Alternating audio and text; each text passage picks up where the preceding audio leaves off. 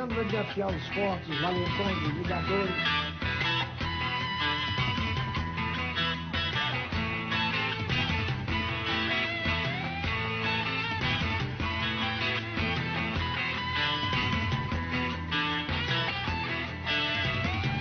Isso me dá autoconfiança.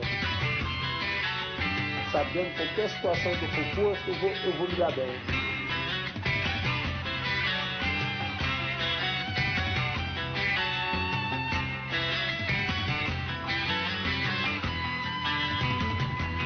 Todo gris já nasce famoso, aquele negócio. Ah, teu filho gris e tal, já sempre um adianto disso.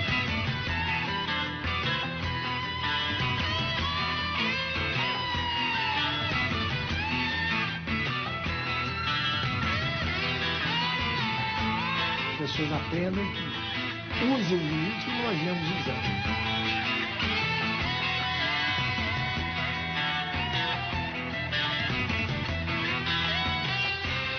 O jiu-jitsu não é só um patrimônio dos greys. O jiu-jitsu é uma força nacional, muita gente sabe.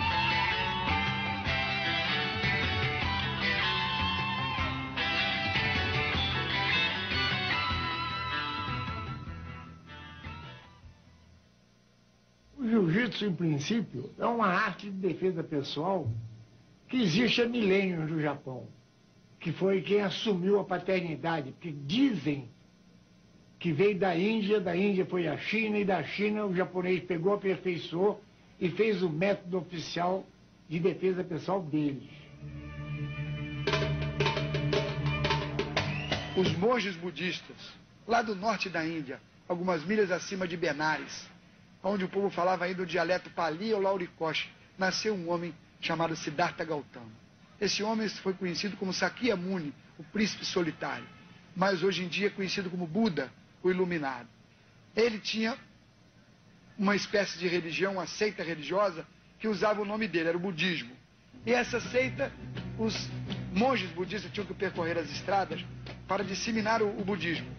E eram constantemente assaltados e mortos, e traziam um prejuízo muito grande para o budismo. Então eles criaram um sistema de luta que dava a eles condições de se defender dos ataques sem uso de arma, que era tentatória ao moral da religião deles. Os monges budistas foram os verdadeiros criadores do jiu-jitsu, que mais tarde, com a morte de Buda, assumiu o poder na Índia Siddhartha Privadasi, mais conhecido como Rei Asoka. E ele disseminou pelo mundo o jiu-jitsu, saindo para o Tibete, Birmânia, Sião, China e, por último, no Japão. O jiu-jitsu chegou ao Japão por volta do ano 200 a.C. Foi aperfeiçoado e ficou escondido de outros povos até o final do século passado. 100 anos atrás, os japoneses abriam seus portos e iniciavam um comércio com os ingleses. Estes ficaram maravilhados com essa nova visão de luta corpo a corpo. Uma luta dominadora chamada jiu-jitsu ou arte suave, em que homens fracos e leves venciam pesados e fortes.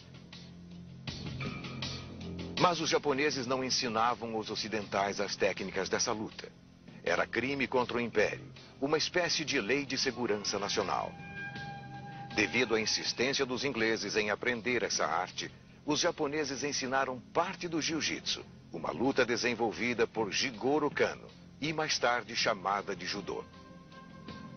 Por uma dessas coincidências históricas, o jiu-jitsu veio parar no Brasil e foi plantado por um japonês em solo fértil, numa família de imigrantes escoceses.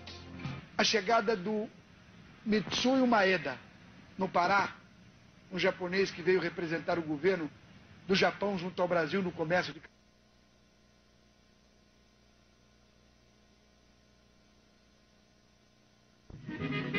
Gastão Gracie era carioca, descendente de escoceses. Gastão era patriarca da família. Desistiu da carreira diplomática, fixou residência em Belém, tornou-se homem influente na cidade, casou-se com uma moça da sociedade local e teve 8 filhos.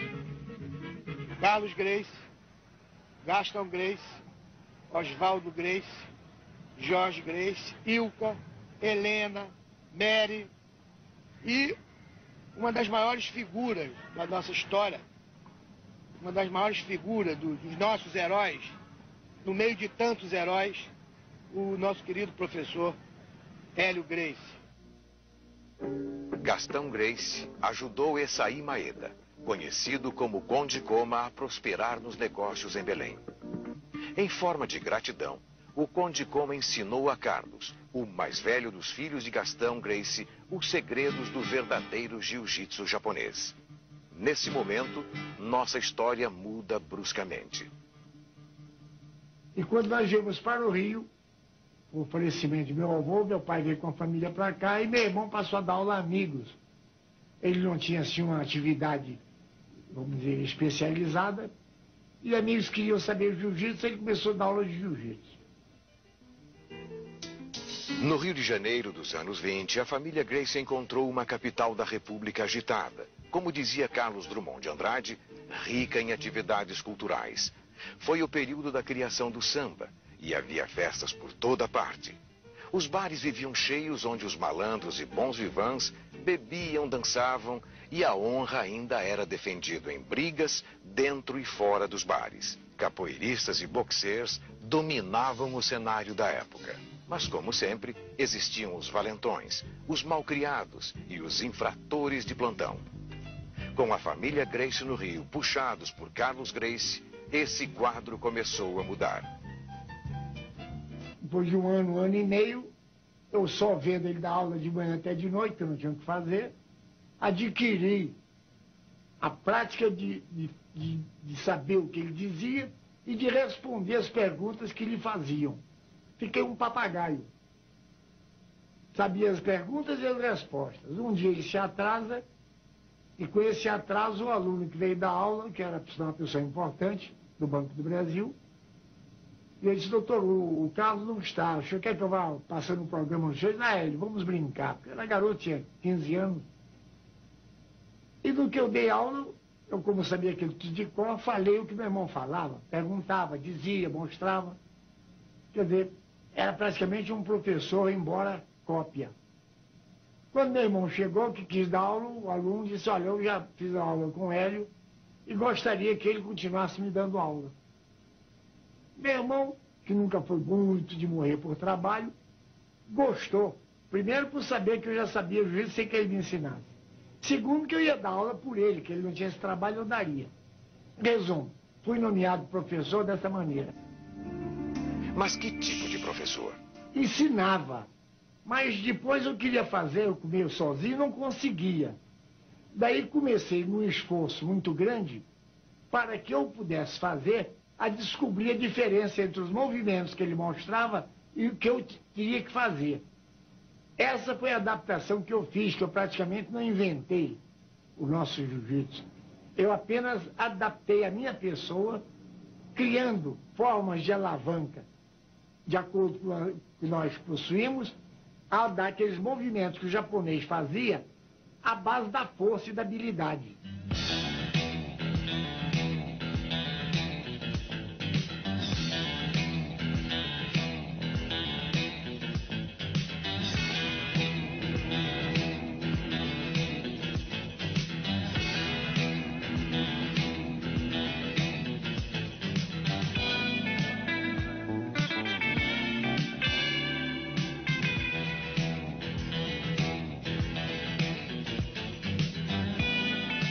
Jiu-jitsu brasileiro, jiu-jitsu Gracie,